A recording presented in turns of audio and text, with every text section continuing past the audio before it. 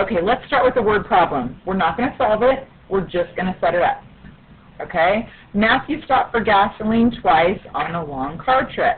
The price of the gasoline at the first station, so we've got a first station, was $2.56 per gallon.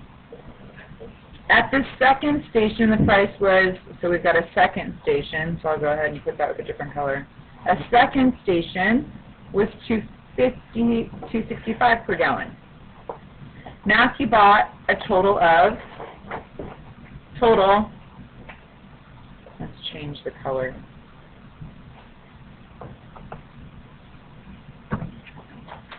Matthew bought a total of 36.1 gallons and spent a total, right, of $94. How many gallons of gasoline did Matthew buy at the first gas station? Lots of information, right? You have two different things going on here. They're comparing two different things. They're comparing two stations, right? And then they're comparing the money at those stations. So we have to have two variables, X and Y.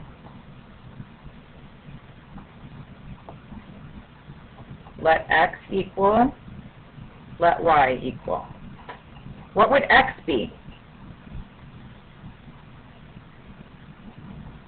What two things are we talking about? Stations. So X could be station number 1, and Y could be station number 2. All right. You have, here's a clue. You have two different totals going on. What are my two different totals? They're in red. $94, which is money, and 36.1, which is gallons. So there's a clue right there. One of them is gallons, and one of them is money.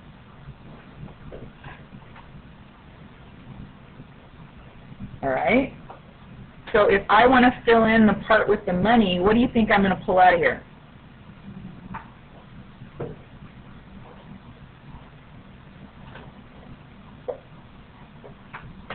Would I put $2.56 where it says 36.1 gallons? No. Wouldn't it $2.56 make sense if it was with the money? Okay. So what is $2.56 per gallon? What did we say that was for what? The first station.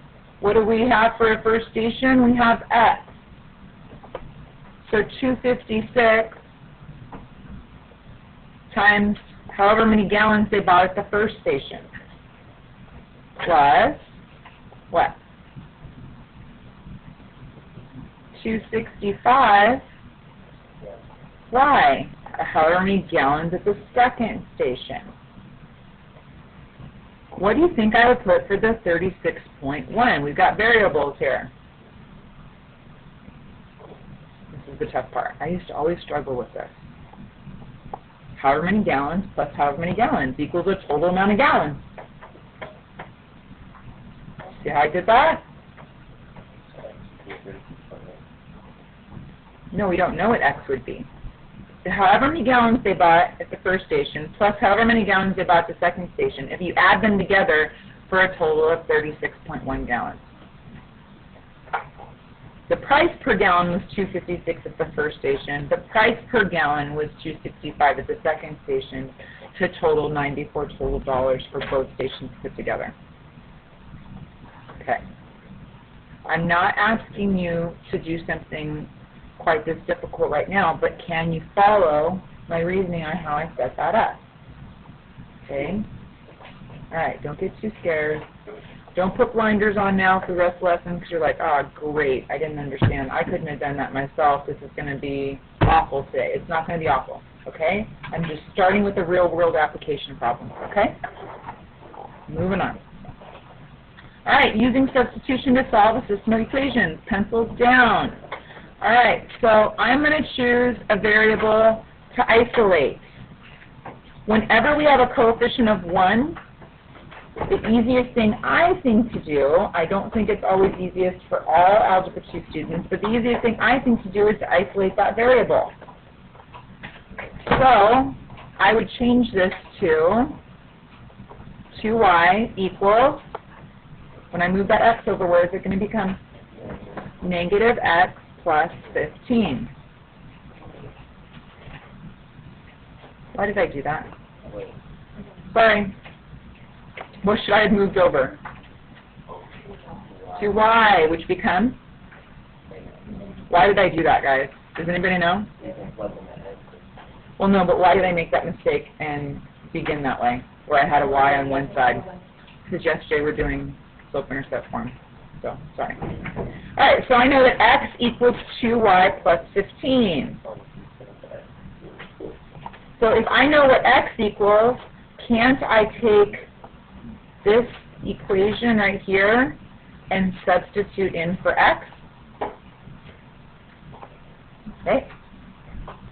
So 2x's, well, what does, we'll fill that in, 2x's minus 3y's equals 2.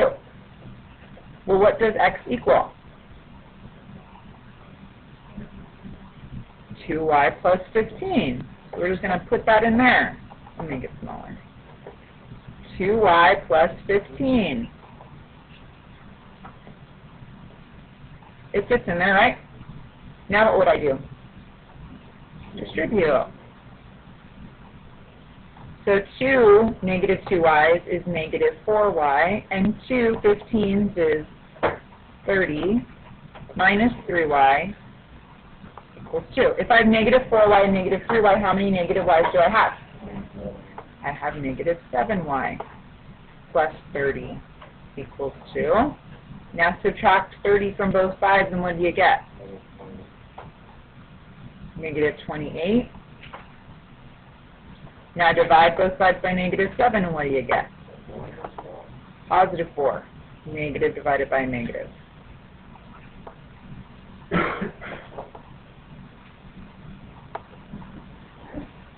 Okay, so I know what y is. How can I find x? Plug in y. So if I know what y is, couldn't I just put it right in here?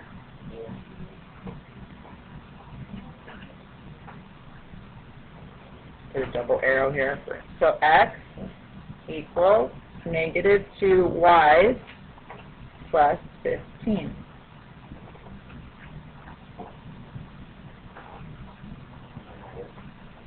So what's y? 4. I'm literally plugging it in, right? And I get x equals negative 8 plus 15. So x equals 7. So what's my solution? What did I just find? What did I just find? A point. A point of what?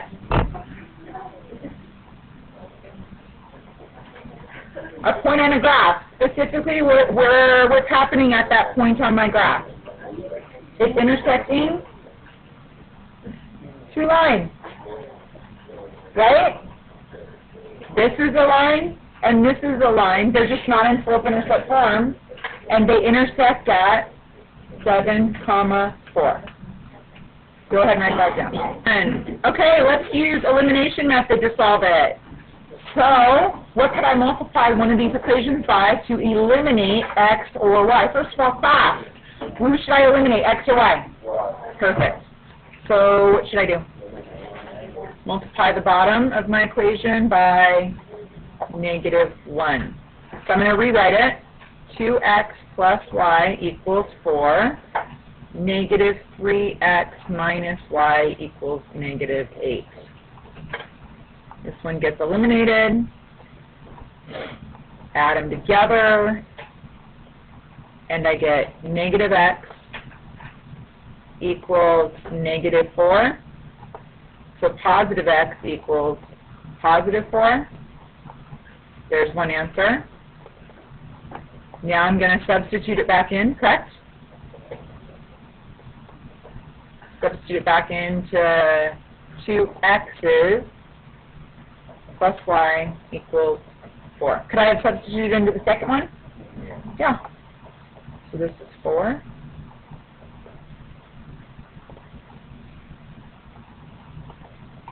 When I plug that back in, I get 8 plus y equals 4.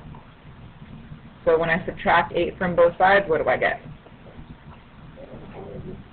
Negative 4. Y equals negative 4. What did I just find? Perfect. The point of intersection. Where's the point of intersection? 4, negative 4. Listen to me very carefully. On your homework tonight, you will do the following. The point of intersection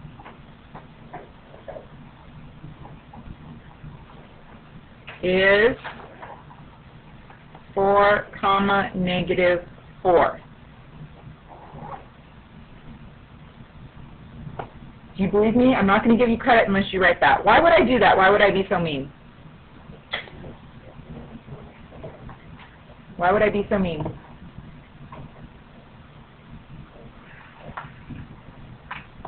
Nobody knows? Just to make your lives miserable? No, why would I make you write that out?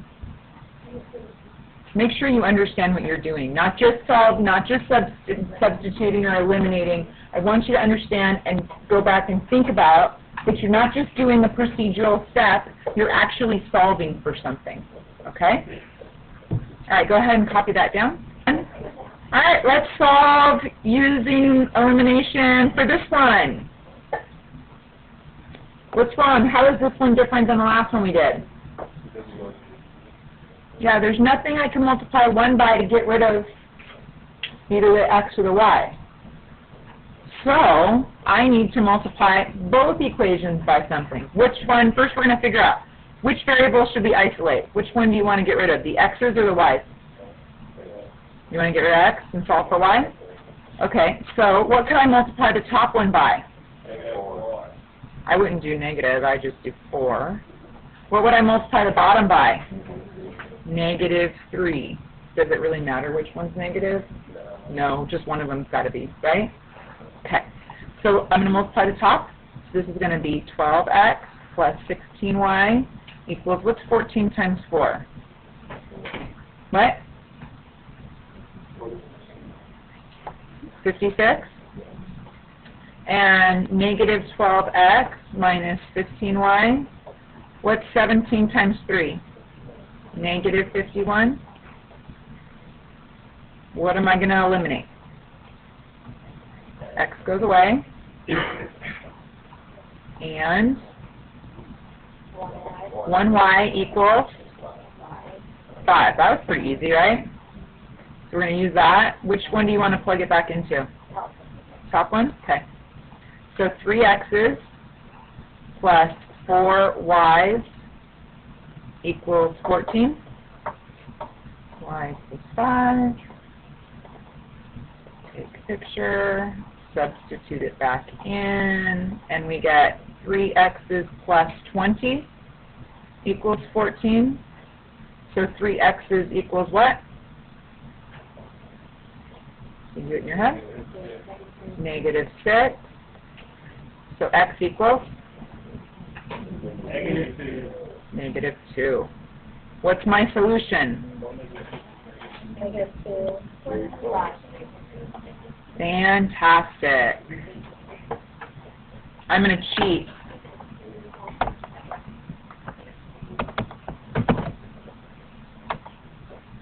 I'm not cheating. I'm being resourceful. Right? There's a difference.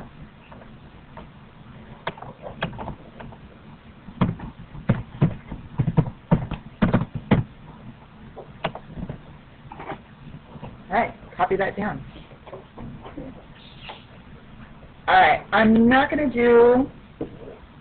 to do this one completely. Just tell me, what would you do for this one? What would you do? Subtract. Subtract 11x. Oh, because you'd want it to look like a standard equation and then use elimination? Or do you have to? No. What else could you do? Multiply and negative.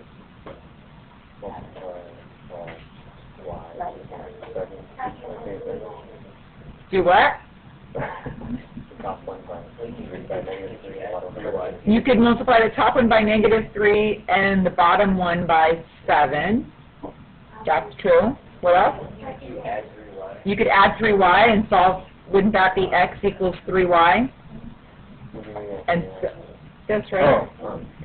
And I could then substitute that back in right there. All different kinds of ways to do it. You guys like this best, huh? 7y minus 11x equals 26 because it looks nice and neat and cozy like you're used to. But then you have to switch these two. Or you could switch these. -3y plus x equals 0. Yeah? Is that how most of you would be comfortable doing it? I like this way. But that's just me. I would rather use substitution. Here's the good news on the test. Sometimes teachers will tell you you have to use substitution because they want to see that you can. I'm not going to do that. You can use whatever you want, whatever you're comfortable with. As long as you know how to do it, you can get there, that's what I'm concerned with. Okay? All right. About this one, what would you do?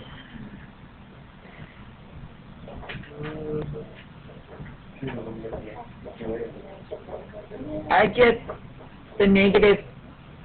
I put the 2a over here. What would it become when I put it over here? Negative 2a plus 5b equals 20. I think that's the easiest way to do this one. 2a plus 4b equals 7. No, because this a is on this side of the equation, and this one's on this side of the equation, right? What about this one? What would you do with this one? Add 5y to both sides, make it look like this. 2x minus 4y equals 28. When I add 5y to both sides, I get 4x plus 5y equals 17. Yeah? Okay. Let's do this one together. Oh my gosh, it's got fractions. You're freaking out, right? What did I tell you about fractions? What? What strategy do we have for fractions? Times it by 4. Good job, Russell. If I multiply this whole thing by 4, what does it become? Exactly. So now we have 8y equals 2x plus 48, and 4y minus x equals 24. Now it's not that big of a deal. Universal. If you have an equal sign and you multiply everything by 4, isn't it still equal? Right? No, that's not what I took issue with. That's not what you take issue with? What's the problem? What if it's the 1/3 entry? And you multiply everything by 3. Okay, so it's not condition. No, you have to multiply by the inverse, right? Common denominator? Okay. How would I solve this now? To move the 2x over? Okay, so I'm going to rewrite it. 8y minus 2x equals 48. And 4y minus x equals 24. Anybody seeing something?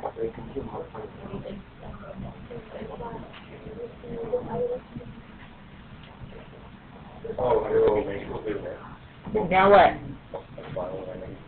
Multiply the bottom one by -2. Okay, let's do that. When I multiply by negative, how about, why don't we just multiply it by 2? Check this out. If I multiply it by 2, what do I get?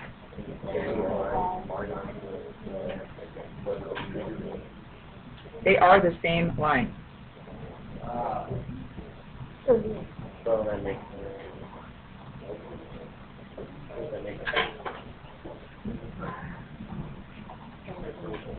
Oh, I knew it. Whenever you get to this point, so originally we said we were going to multiply it by -2, correct, guys? If you would have multiplied it by -2, this would have been negative, this would have been positive, this would have been negative, and when you went to eliminate, they would all eliminate each other. They all eliminate each other because they are the same line. Right? Let's do something more simple. X plus y equals 2. If I just decide I'm going to double all of that, wouldn't that just be 2x plus 2y equals 4? Aren't they the same thing? Is the same as 1/2 x plus 1/2 y equals 1? Isn't that the same thing? No? Multiply everybody by 2, what happens? You get x plus y equals 2. All the same thing, all the same lines. Okay, here's a decimal. What are you going to do with it? Double it. Good job. Double everything on there. So if I double x, what is it? 2x. And if I double -1/2 of y, what's that? 1y. And I double -3? -6. Isn't that the same thing? Yes, Mrs. Muller, it's the same. 2x minus y equals 6. What do you see? What? Now, if you just think procedurally, you would say to yourself, oh, I've got to multiply the bottom by a negative and cancel, right? But if you just think about what you're looking at here, you're saying there's a line that 2x minus y equals -6 and 2x minus y equals 6. Does that make any sense? That's no solution. What would this be graphically? Parallel line. Same slope, different y-intercept. Good job. Fantastic. So if you get the same thing, but they equal different things, you have parallel lines, which is no solution. I want you to keep going back and forth, graphically, algebraically, graphically, algebraically. Tie those two things together, and you will understand this stuff so much better. Okay, go ahead and write that.